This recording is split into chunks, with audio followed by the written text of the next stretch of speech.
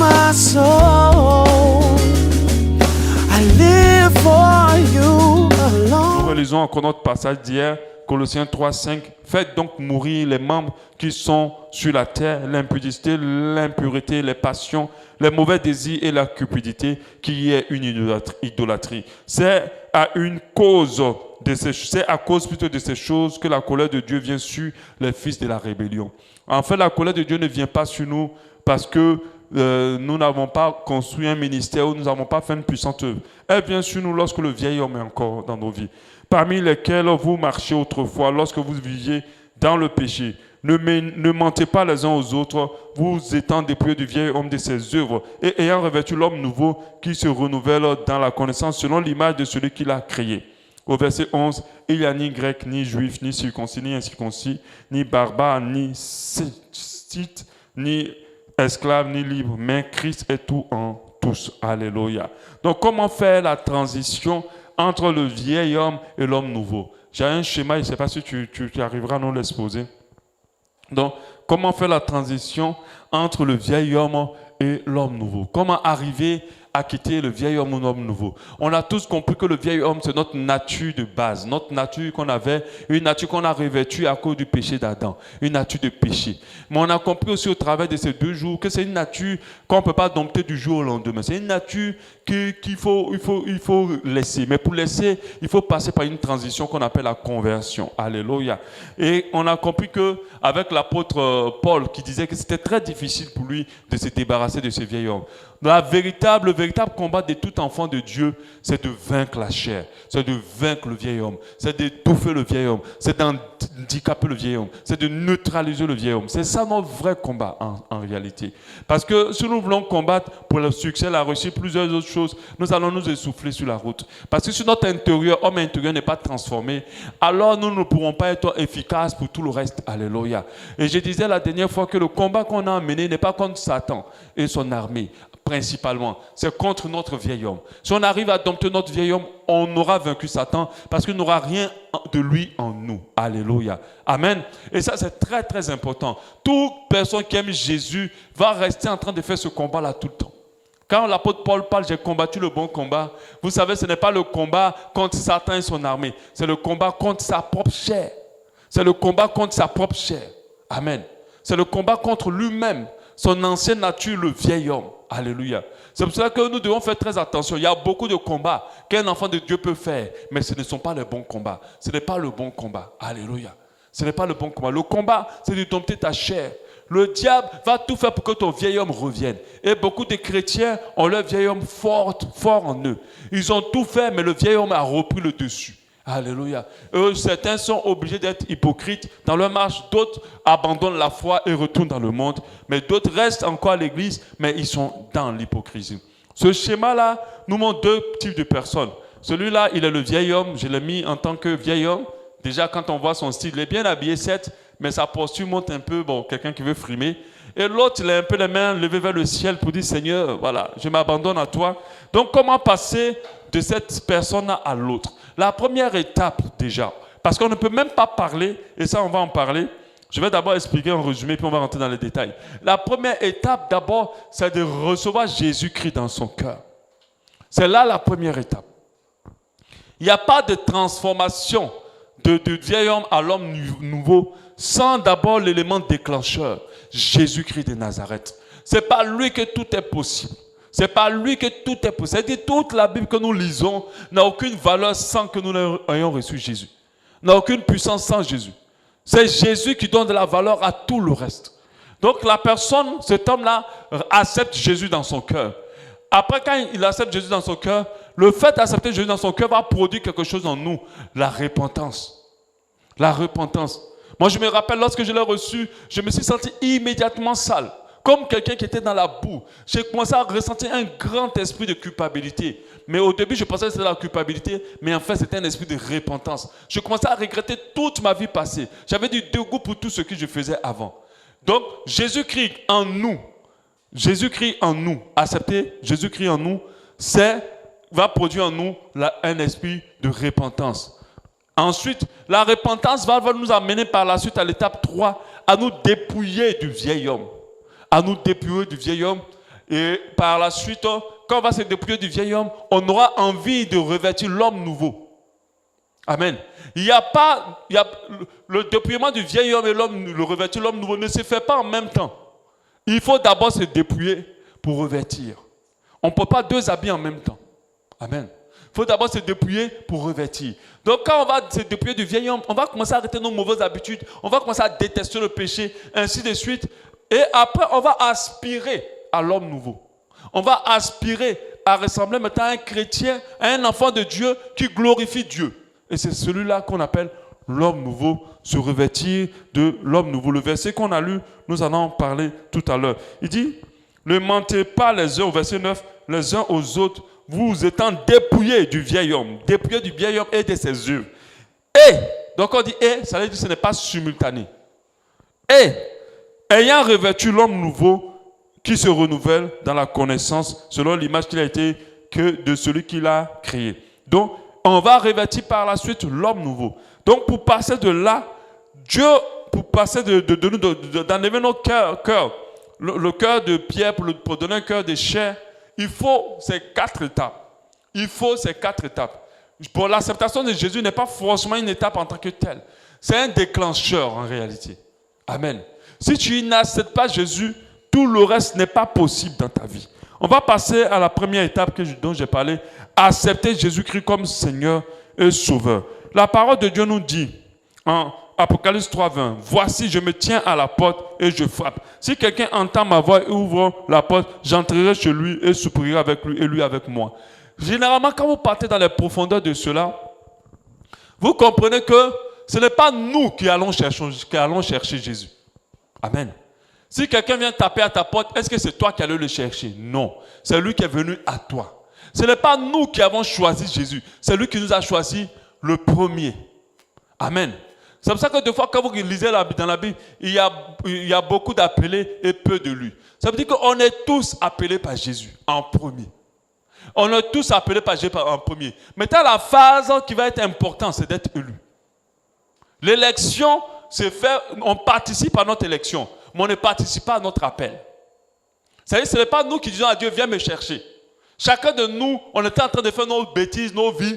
Et puis un jour, Jésus est venu nous trouver au travers de quelqu'un, au travers d'un message, au travers d'un son. Amen. On n'est pas allé le chercher. Il nous a appelés, mais il faut maintenant qu'on soit élu. Il dit, il y a beaucoup d'appelés, mais peu d'élus.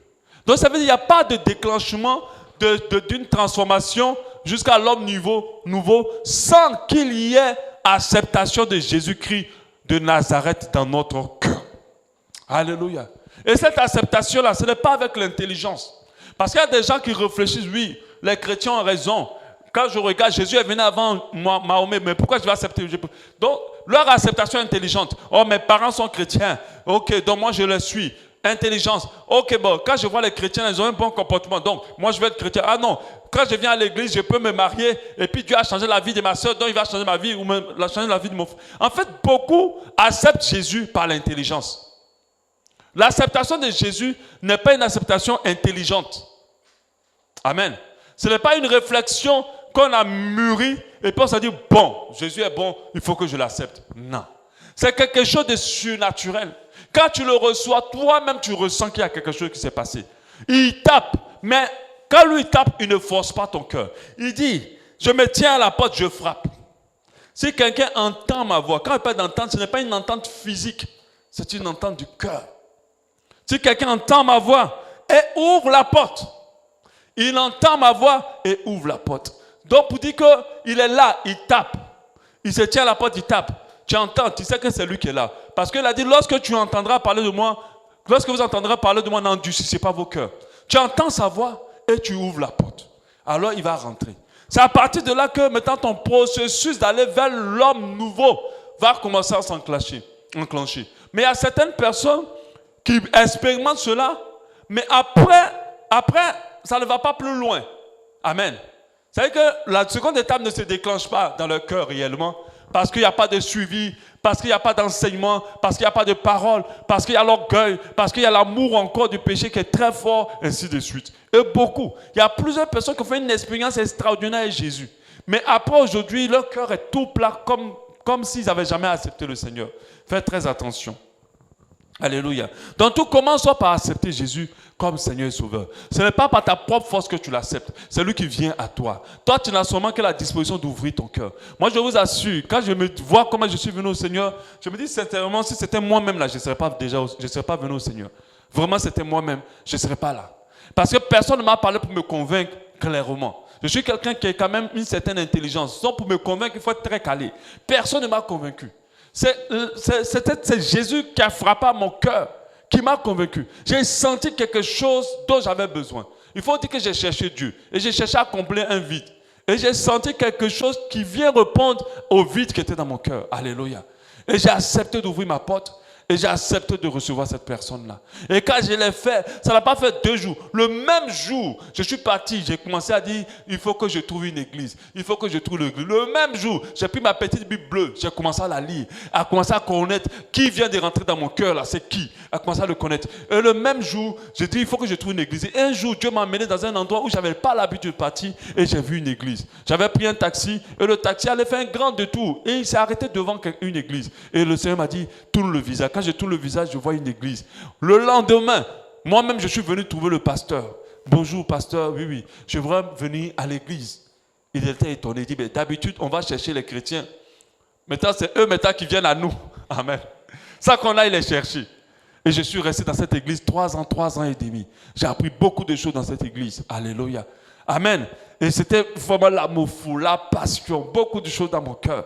Tout ce que je désirais, c'était la seconde étape, la repentance. Alléluia. Donc quand Jésus vient dans ton cœur, la repentance doit se crier. Parce que quand Jésus rentre dans ton cœur, en réalité, ce n'est pas Jésus. Parce que Jésus, quand on dit le Fils, il est censé être physique. C'est le Saint-Esprit, l'autre consolateur. Quand il rentre en toi, ton désir, c'est que tu détestes maintenant l'impureté. Tu détestes l'impureté. Tu détestes le péché. Il peut être là, mais ce n'est plus quelque chose que tu aimes. Il peut te tenter, mais ce n'est plus quelque chose que tu aimes. Tu veux t'en éloigner, tu veux quitter. Alléluia. Parce que cette étape de repentance, elle est importante pour la transition du vieil homme à l'homme nouveau. Pour la transition du cœur de pierre en cœur de chair. Pour la transition du cœur incirconcis en cœur circoncis. Alléluia. Elle est indispensable. Donc c'est la seconde étape. La première étape, on a toujours ce verset Romains 19. Si tu confesses de ta bouche le Seigneur Jésus-Christ, si tu crois dans ton cœur que Dieu l'a reçu des morts, tu seras sauvé dans ton cœur. Alléluia. Donc la première étape, c'est que Jésus soit ton Seigneur et ton Sauveur. Quand on dit sauveur, c'est-à-dire que c'est celui-là qui te donne le salut. C'est celui-là qui te sort des problèmes. C'est celui-là qui te sort des situations. C'est celui-là qui te permet d'entrer dans la vie éternelle. Quand on dit Seigneur, c'est celui-là qui guide ta vie. C'est celui-là pour qui tu vis. Alléluia.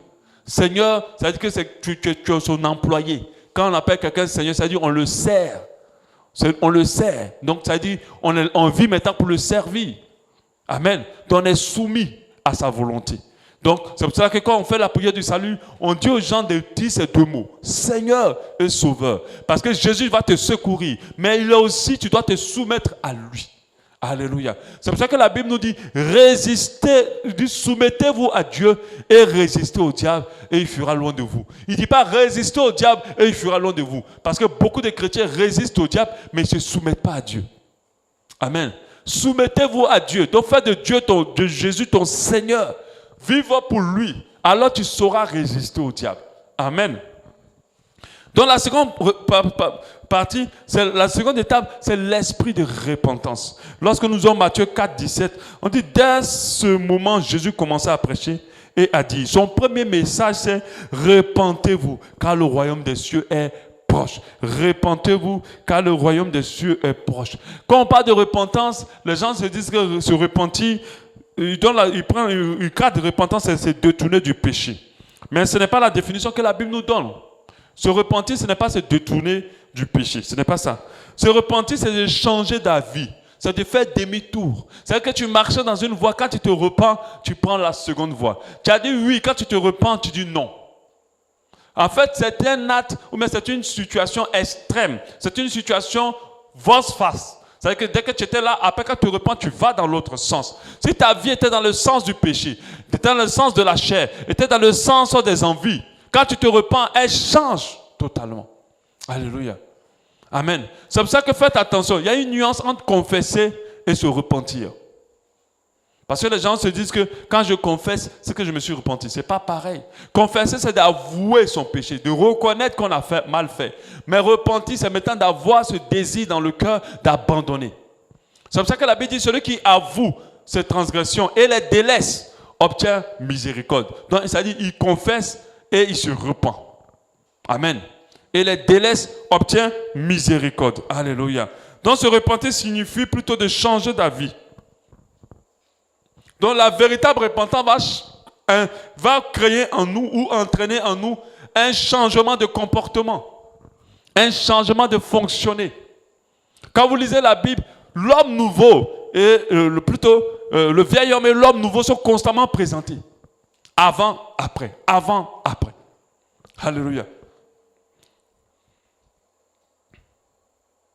Amen.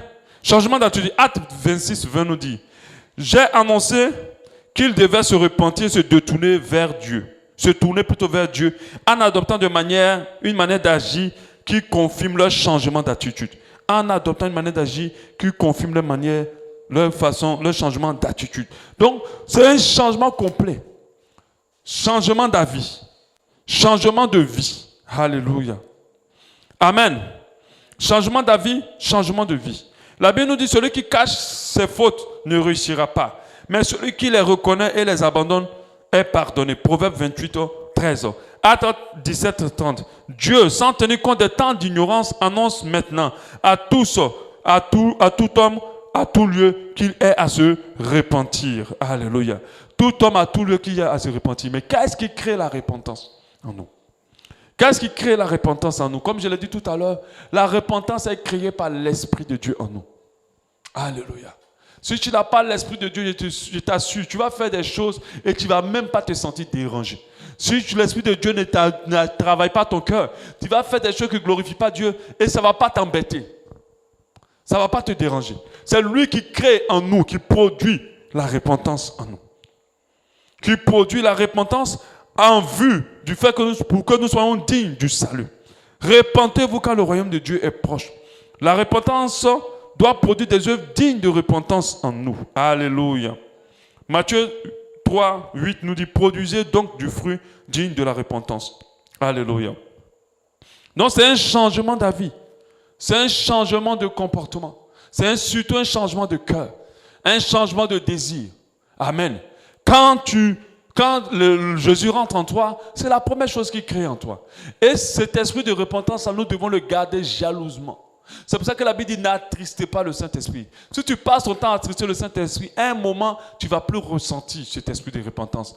Et le vieil homme va constamment s'installer de peu à peu pour te ramener au premier niveau, à la première étape. Alléluia. Passons maintenant à l'étape 3. Quand cet esprit de repentance, c'est celui-là qui va produire en toi l'envie de te dépouiller du vieil homme.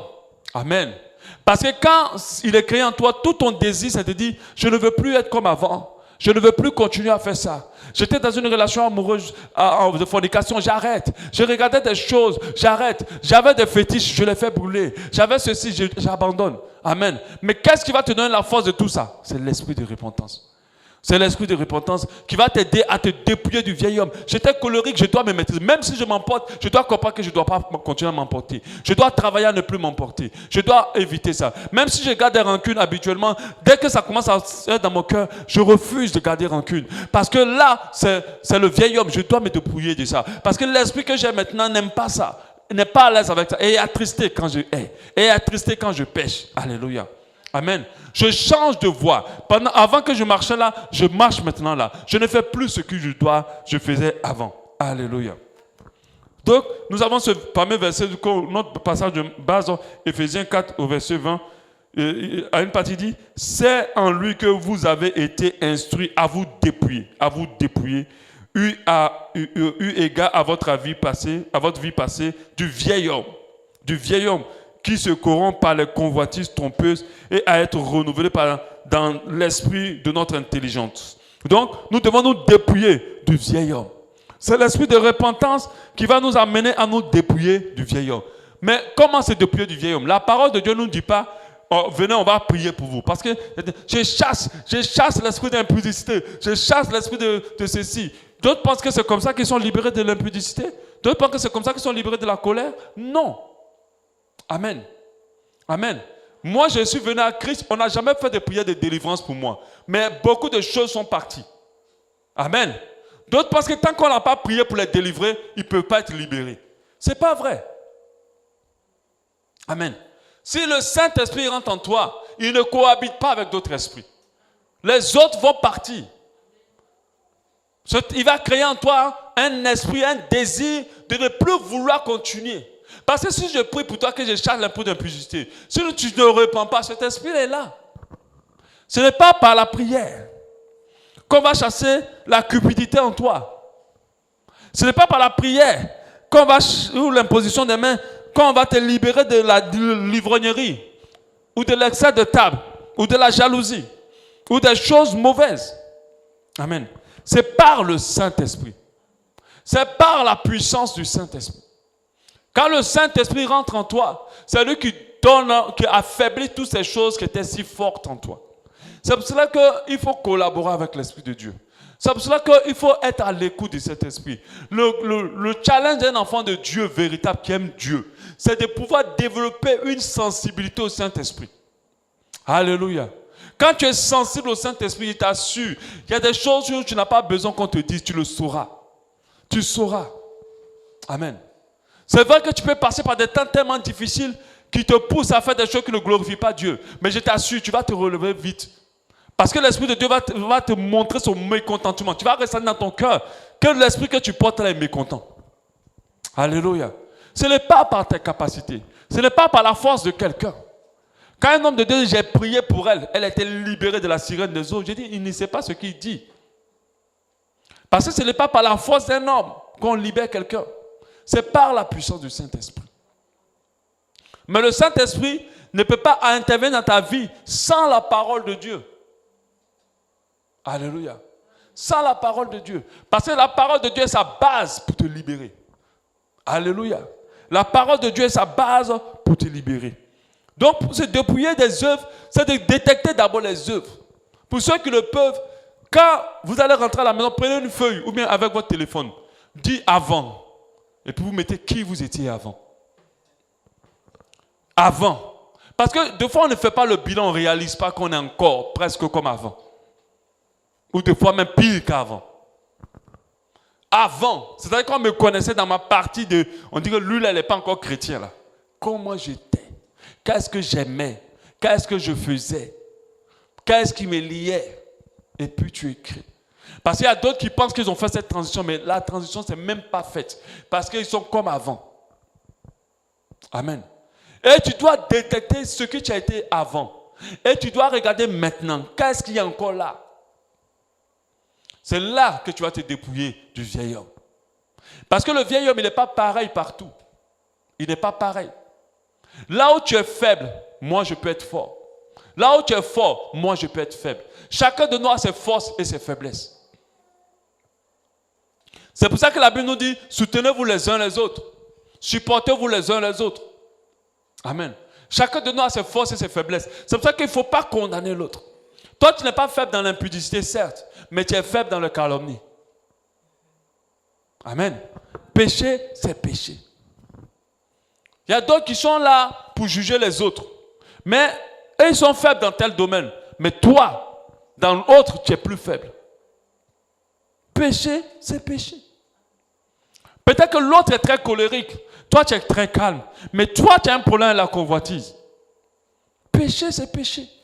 Tu vas le juger parce qu'il est colérique. Comment une chrétienne ou un chrétien peut se mettre en colère comme ça? Mais toi aussi, il faut te dire comment un chrétien peut convoiter. Parce que la convoitise est plus discrète. Les gens ne savent pas. Donc, tu te sens saint en jugeant l'autre. Amen. Donc, tu dois... En fait, c'est un exercice que chacun doit faire avec lui-même. Si tu veux après déchirer ou bien effacer le truc, mais il faut que tu te rendes compte s'il y a eu vraiment un dépouillement du vieil homme. Ton vieil homme, il est particulier. Il ne ressemble pas au vieil homme de l'autre. Chacun a son vieil homme. Tu dois le décrire. Il est comment ton vieil homme? Amen. Quelle est une idée de comment est son vieil homme? Amen. Oui? La nervosité, ton vieil homme. En tout cas, il y a plusieurs vieils hommes qui sont nerveux ici. Amen. Moi, mon vieil homme aimait le chaud. Amen. Ah, mais mon homme nouveau n'aime plus ça. J'aimais pas le temps. Même quand je vais dans une fête, je n'aime pas trop rester. Amen. Qui peut dire qu'est-ce que son vieil homme avait comme de particulier? Ah, dis la vérité. Dis-nous, c'est le vieil homme, c'est le passé. Amen. Ton vieil homme a quelle particularité? Il aimait la bière. Ouais, bon, c'est vrai que je connais quelques secrets des gens de l'église. Le vieil homme aimait la bière, tu vois. Mais son homme nouveau n'aime plus la bière. C'est ça, non? Ah, gloire à Dieu. Voilà, son vieil homme, quand il sifflait les bouteilles, en tout cas, il était content. Voilà, là, c'était son vieil homme. Amen. Donc, il faut le décrire. Il faut prendre une feuille et décrire. Par exemple, le vieil homme de Brad, il aimait les fringues. C'est ça, non, Brad? Hein? Ton vieil homme aimait bien s'habiller. Frimer, tout ça. Elle dit, ça va changer.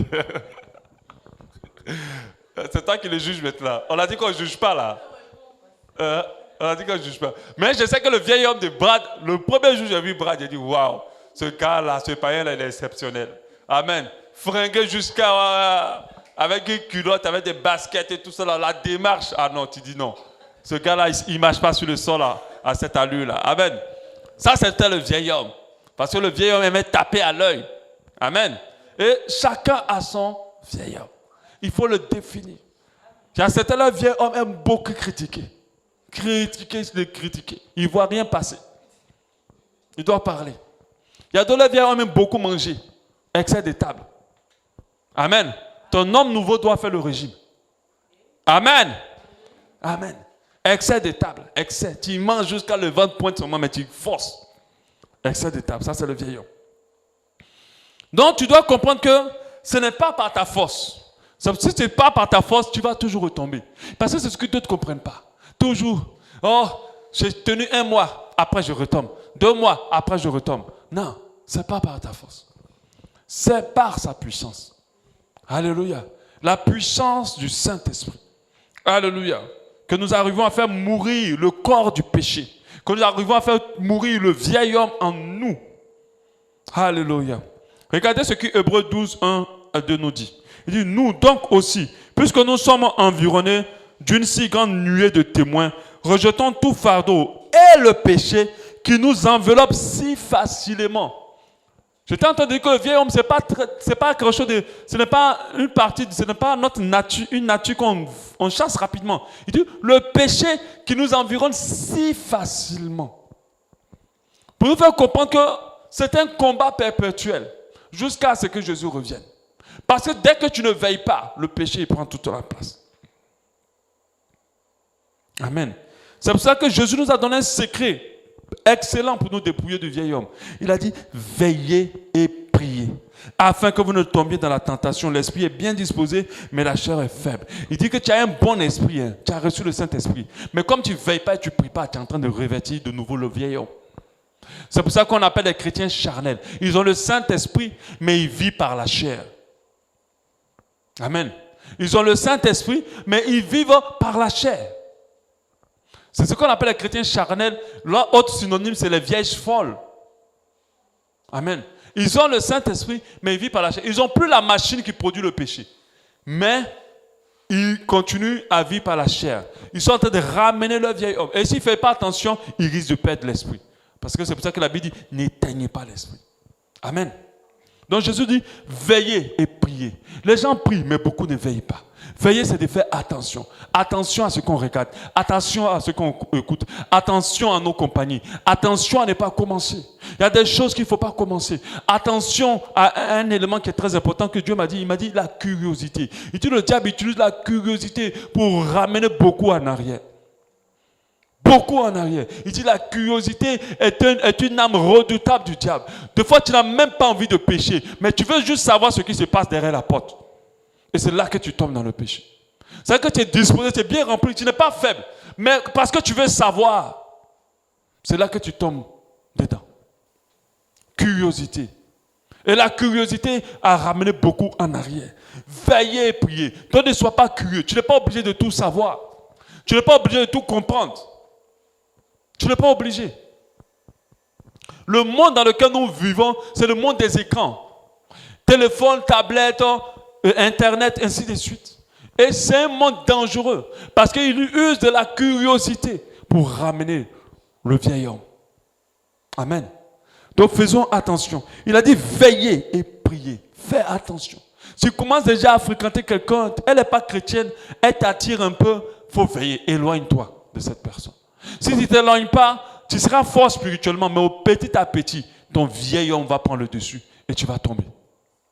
Amen. Et les enfants de Dieu n'arrivent pas à veiller. Amen. Une autre manière de veiller, c'est d'apprendre à se confier les uns aux autres. La Bible le dit. La Bible dit confiez-vous les uns aux autres. Confessez-vous les uns plutôt aux autres. Si tu sens que tu es faible, parce qu'il y a des gens qui ne tiennent pas parce qu'ils gèrent leur vie seuls. Leur marche spirituelle seul. Ce n'est pas veiller. Des fois, tu peux ne pas être fort, mais le fait d'en parler va te donner de la force. Et en parler avec quelqu'un va te permettre de te relever. Amen. C'est très important d'aller vers quelqu'un pour dire « Ah là là, vraiment, je suis faible. Je sens que mon vieil homme là, il est en train de chercher à me dominer. » Amen. Et le confesser. Par exemple, je prends l'exemple de Vivien qui a parlé de bière. Quand on a parlé de bière. Un jour, la pression est peut-être forte. Et puis, il prend un verre qu'il savoure. Hein? Il savoure vraiment d'une manière où ça coule dans la gorge. Amen. Et puis, il est là seulement, ça a tout réveillé. Il a envie de compléter le deuxième verre. Vous voyez, ça arrive, non? Le vieil homme, des fois, quand il revient en force. Hein? Qu'est-ce qu'il va faire? Au lieu de dire que non, je vais prier, je vais jeûner. C'est vrai que tu es sorti dans toute la journée là. Prends le deuxième verre. Oh, prends, c'est pas grave, il y a longtemps quand même. Oh, ils vont comprendre. Prends. Au lieu d'appeler quelqu'un, ou même d'appeler un frère dans la foi de venir vers moi, ou d'appeler le pasteur, pour dire, ah vraiment là, j'ai péché. Je viens de boire un verre tout à l'heure, là, mais c'est fort, prie pour moi. Il ne va pas faire ça. Généralement, on ne fait pas ça. On se dit, je vais prier, je vais jeûner. Mais je vous assure, quand le vieil homme est enclenché, s'il n'a pas obtenu ce qu'il veut, c'est difficile de le désarmer. C'est pour ça qu'il ne faut pas commencer. Il y a des choses qu'il ne faut pas commencer. Il y a des choses qu'il ne faut pas commencer. Il ne faut même pas essayer une fois. Parce que dès que tu essaies une fois, c'est fini. Tu n'as plus le contrôle. Amen. Il ne faut pas essayer une fois. Il y a des gens qui disent, j'ai été trop... Parce qu'il y a des gens qui jouent sur la loterie de la compensation spirituelle. Si je me suis beaucoup sanctifié pendant un mois, je peux me permettre un peu de pécher un temps. Or, des fois, le peu que tu veux essayer, là, t'aspires en même temps. Amen. Donc, il faut apprendre à se confesser les uns aux autres. C'est aussi veiller. Prier aussi, c'est important. La prière aide. Mais la prière sans veiller n'a pas de puissance. C'est ce que d'autres ne comprennent pas. Tu peux prier même le matin. Te lever à 5 heures du matin, faire une prière. Et puis, dans la journée, tomber dans le péché. Amen. Pourquoi? Parce que tu n'as pas veillé. Veiller aussi sans prière ne peut pas. C'est pour ça que la Bible, Jésus dit à plusieurs reprises, veillez et priez. Si tu veux vraiment neutraliser et maintenir le vieil homme loin de toi, te dépouiller des œuvres du vieil homme, tu dois veiller et prier. La Bible nous dit en Romains 12, 21, ne te laisse pas vaincre par le mal, mais surmonte le mal par le bien. À plusieurs reprises, le mal va vouloir te pousser à agir selon lui. À plusieurs reprises. Généralement, ce verset est beaucoup plus valable lorsque quelqu'un nous fait du mal. Généralement, on réagit en mal. Il a dit de ne pas se laisser vaincre par le mal, mais de le surmonter par le bien. Donc si quelqu'un te fait du mal, ton retour, ça sera de lui faire du bien. Amen. Donc ça aussi, ça nous permet de nous dépouiller du vieil homme. Parce que l'autre vieil homme réagissait. L'autre vieil homme, même s'il n'agissait pas, désirait le mal de l'autre. C'est vaincre. Si tu désires le mal de l'autre, tu t'es laissé vaincre par le mal. Amen. Un autre homme nouveau, c'est on te donne une paire de gifles, tu présentes la seconde gifle. La seconde joue, comme la Bible dit. On prend ta tunique, tu donnes la deuxième. C'est ça l'homme nouveau. Amen. C'est ça l'homme nouveau. Mais le vieil homme, non. Lui, c'est pas ça. Amen. Et nous avons ce passage de 2 Pierre 2, 22. Il est arrivé ce que dit Proverbe vrai. Un proverbe vrai. Le chien est retourné à ce qu'il a vomi et la truie lavée s'est vautrée dans le bourbier. Et c'est ce qui arrive pour beaucoup d'enfants de Dieu. Ils sortent tout clés dans Jésus. Ils ont laissé tout. Ils sont rentrés dans la pureté, dans la sainteté. Et après, ils retournent à tout ce qu'ils avaient laissé. Ils retournent à toute l'impureté qu'ils avaient abandonnée. Et c'est une pression que l'ennemi va nous mettre, tous, pour revenir. Vous allez voir des gens qui étaient bien, pas colériques, qui avaient perdu la colère, après avoir accepté le Seigneur, redevenus colériques. Vous allez voir des gens qui étaient rancuniers, très rancuniers avant. Quand ils ont accepté le Seigneur, ils ont arrêté d'être rancuniers. Mais revenez à la rancune à nouveau, parce qu'on leur avait blessé d'une certaine manière. Et le vieil homme reprend place. On va passer à l'homme nouveau. Donc on se dépouille d'abord du vieil homme, se débarrasser du péché, de l'impureté. Et après, on va revêtir l'homme nouveau. Et je dis, revêtir l'homme nouveau est aussi l'ouvrage de Dieu. Il crée en nous un homme spirituel, un homme nouveau, un être intérieur renouvelé par la puissance du Saint-Esprit. Et j'aimerais te dire une chose claire. Cet homme nouveau, en réalité, c'est Jésus-Christ de Nazareth. Quand la Bible dit, revêtez-vous, revêtez l'homme nouveau, c'est en fait revêter Jésus. Ceux qui ont le vieil homme c'est Adam. Adam c'est l'homme pécheur. Amen. On revêt tous Adam de notre naissance. Mais nous devons revêtir l'homme nouveau Jésus. Mais qui est Jésus? Comment revêtir l'homme nouveau? Qui est Jésus? Nous devons savoir comment il fonctionne, comment il agit. Nous devons le savoir. Nous devons toujours constamment nous poser la question, et si c'était Jésus, comment il aurait agi, comment il aurait réagi? Jésus aimait les gens. Jésus était amour. Moi, j'ai dû lire les évangiles plusieurs fois pour comprendre son caractère, pour réaliser qui il était réellement. J'ai dû lire ça et j'ai compris le caractère de Jésus. C'est pour ça que deux fois, certaines attitudes, je veux les poser dans ma nature de vieil homme, mais je comprends que Jésus n'aurait pas agi ainsi. J'aimerais parler à quelqu'un par rapport à une situation particulière. Deux fois, tu es dans des situations où c'est très difficile, très dur. Et tu as envie soit de pleurer, tu as envie de tout laisser, tu as envie de tout abandonner, tu as envie de claquer la porte. C'est là que l'homme nouveau intervient. Il va te dire, mais hey, si c'était Jésus? Tu vas dire, mais si c'était Jésus, il ne va pas fuir. Il savait qu'on devait le tuer, il allait jusqu'au bout. Il n'a pas eu une mauvaise mentalité. Il a travaillé sa mentalité. Il est resté positif. Alléluia. Et tu continues. Deux fois, tu es avec quelqu'un, tu as une relation avec combien tu es engagé dans quelque chose. Et ça, les gens t'énervent tellement, tu as envie de tout claquer. Le vieil homme claque tout. Quand il est fâché, pour certains vieils hommes, parce que tous les vieils hommes ne sont pas comme ça, mais pour certains d'entre nous, quand ils sont fâchés, ils claquent. Ils claquent tout. Ils ferment la porte, ils s'en vont. Ça, c'est le vieil homme. Mais l'homme nouveau reste, parce qu'il comprend que dans cette situation, il y a quelque chose. L'homme nouveau n'est pas conduit par ce qu'il voit. Il est conduit par ce qu'il ressent, par ce qu'on lui a dit, par l'esprit, la conviction qu'il reçoit de Dieu. La Bible dit que tout ce qui n'est pas fruit de l'esprit, conviction, tout ce qui n'est pas fruit de la conviction est péché. Amen. Ça veut dire aujourd'hui, on ne va pas aider quelqu'un parce qu'on attend du retour favorable de cette personne, de la reconnaissance. On aide quelqu'un parce que Dieu nous a amenés vers cette personne. Or, le vieil homme, lui, il avance par la vue. L'homme nouveau, lui, il avance par l'esprit. Le vieil homme, lui, marche par la chair. L'homme nouveau, lui, marche par l'esprit. Ta chair peut te conduire dans beaucoup de choses. C'est la chair quand on est en colère, c'est la chair. Quand on rentre dans l'impulsé, c'est la chair. Quand on est angoissé ou bien on se sent sous pression, c'est la chair. Amen. Donc, tu dois comprendre que la réalité actuelle, elle va tout faire pour t'amener dans le vieil homme, pour que tu réagisses comme le vieil homme. Pour que tu aies une attitude de ras-le-bol. Surtout, j'insiste sur le ras-le-bol. Et ça, c'est le vieil homme. Parce que le vieil homme n'a pas le contrôle de ses émotions. La transformation en l'homme nouveau ne se fait pas seulement qu'au niveau de l'esprit. C'est vrai qu'il nous donne un esprit nouveau, mais cet esprit nouveau impacte notre âme.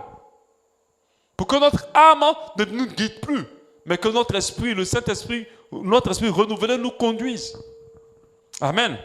L'homme nouveau, c'est Jésus. L'apôtre Paul nous dit en Romains 13, 14, revêtez-vous du Seigneur Jésus. N'ayez point soin de la chair pour en satisfaire sa convoitise. Galates 3, 27. Vous tous qui avez été baptisés en Christ, vous avez revêtu Christ. Donc l'homme nouveau égale à Jésus. Alléluia. Atteindre l'homme nouveau, c'est un processus, comme je l'ai dit, spirituellement. Un processus spirituel. Ce n'est pas un acte extérieur. Parce que beaucoup changent leur manière de s'habiller, leur manière de parler, et ils se disent que ce sont des hommes nouveaux. Non. C'est intérieur. Dans ton cœur, tu sens que tes désirs, tes envies, tu sens que tes aspirations, ton esprit n'est plus dans le même sens. Il est dans un autre sens. Alléluia. Et c'est l'œuvre du Saint-Esprit en nous, cette transformation. C'est une personne qui manifeste le fruit de l'esprit. Amour, patience, bénignité, bienveillance. J'aime beaucoup, quand je parle du fruit de l'esprit, j'aime beaucoup parler de la bienveillance. Parce que c'est un élément du fruit qui m'intéresse beaucoup. La bienveillance, c'est un élément du fruit de l'esprit qui nous permet de tenir compte de l'autre. Être bienveillant, c'est-à-dire que ce n'est pas penser à toi. De dire, si je fais ça ou je pense ça, quel est l'impact sur l'autre? Si l'impact est mauvais, alors j'essaie de modifier pour ne pas que l'impact soit mauvais sur l'autre. Alléluia. C'est de tenir compte de l'autre. Alléluia. La bienveillance. Et beaucoup d'enfants de Dieu n'ont pas de bienveillance. Amen. Moi, je suis des fois trop bienveillant que je passe des fois pour quelqu'un de gentil. Et nous avons enseigné ici que la gentillesse n'est pas de Dieu. Bienveillance, c'est de savoir si quelqu'un va bien, comment tu te vas, comment tu te comportes, comment tu vas. Il y a des gens qui ne demandent jamais aux autres comment ils vont. Et ils se disent qu'ils ont l'esprit de Dieu. Ce n'est pas parce que je suis pasteur que je vous demande. Ah non, moi je le fais avant même que je ne sois pas pasteur. C'est la bienveillance. Tu dois te soucier de l'état de l'autre. Il y a des gens qui sont tellement centrés sur eux-mêmes qu'on comprend que l'esprit de Dieu n'a pas à déployer son fruit en eux. Ils ont reçu la sémence, mais la sémence n'a pas éclore. Parce que quand la sémence de Dieu éclore, tu vas manifester la bienveillance. Ils ne demandent jamais comment l'autre va. Ils n'appellent jamais les autres. Ils ne cherchent pas à savoir comment les autres sont. Alléluia. Quand tu as reçu l'Esprit de Dieu, tu te soucies constamment de l'état des autres. C'est pour ça que tu vas prier pour les autres.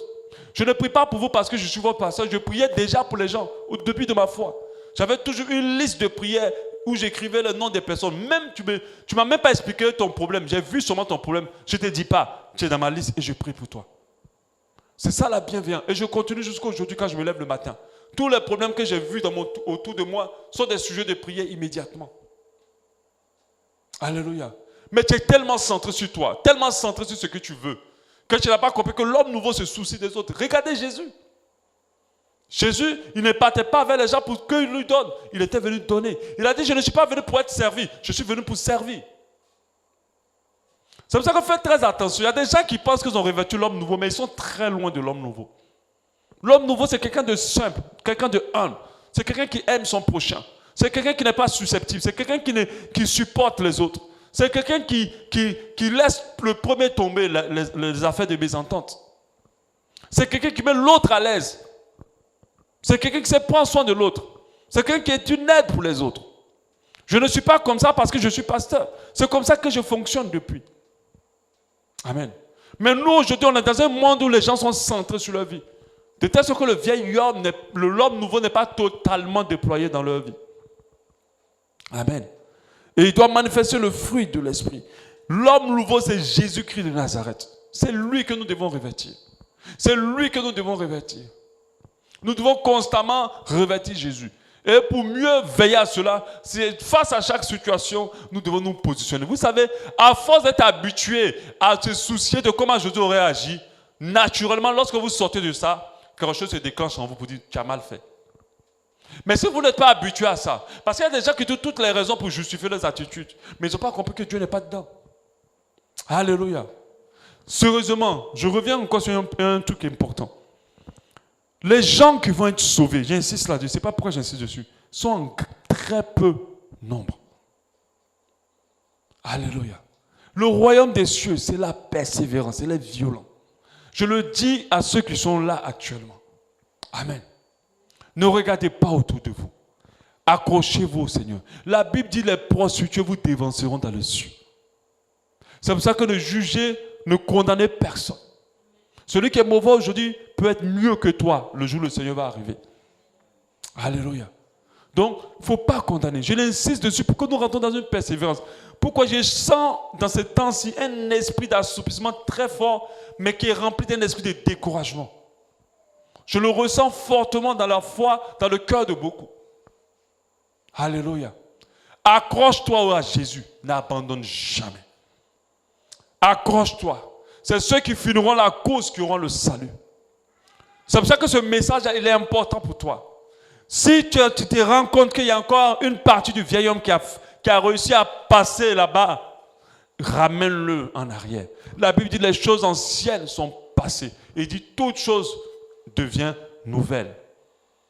Toutes. Non, ça veut dire que ce n'est pas une partie qui se renouvelle, c'est l'ensemble qui est renouvelé. Ta manière de parler, ta manière de t'habiller, ta manière d'être, ta manière de penser, ta manière de fonctionner, tes habitudes. Tout doit devenir nouveau. Dès que tu sors de là, tu n'es pas à l'aise. C'est comme si on a enlevé un poisson de l'eau et on l'a mis dans l'huile. Alléluia. Donc nous devons revêtir cet homme nouveau. En conclusion, on va prendre Galates 5,16 où on a parlé du fruit de l'esprit. Il dit, je vous dis donc, marchez selon l'esprit et vous n'accomplirez pas les désirs de la chair. Car la chair a des désirs contraires à ceux de l'esprit et l'esprit en a de contraires à ceux de la chair. Ils sont opposés entre eux afin que vous ne fassiez point ce que vous voudrez. Si vous êtes conduit par l'esprit, vous n'êtes point sous la loi. Car les œuvres de la chair sont manifestes, c'est-à-dire le vieil homme. C'est l'impudicité, l'impureté, la dissolution, l'idolâtrie, la magie, l'inimitié, les querelles, les jalousies, les animosités, les disputes, les divisions, les sectes, l'envie, l'ivrognerie, les excès de table et les choses semblables. Je vous dis d'avance, comme je l'ai déjà dit, que ceux qui commettent de telles choses n'hériteront pas du royaume de Dieu. C'est des personnes qui sont remplies de vieil homme.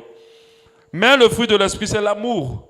Aimer son prochain, aimer Dieu, pardonner, supporter. La joie n'est pas toujours rester se vautrer dans la tristesse. Ça, c'est le vieil homme.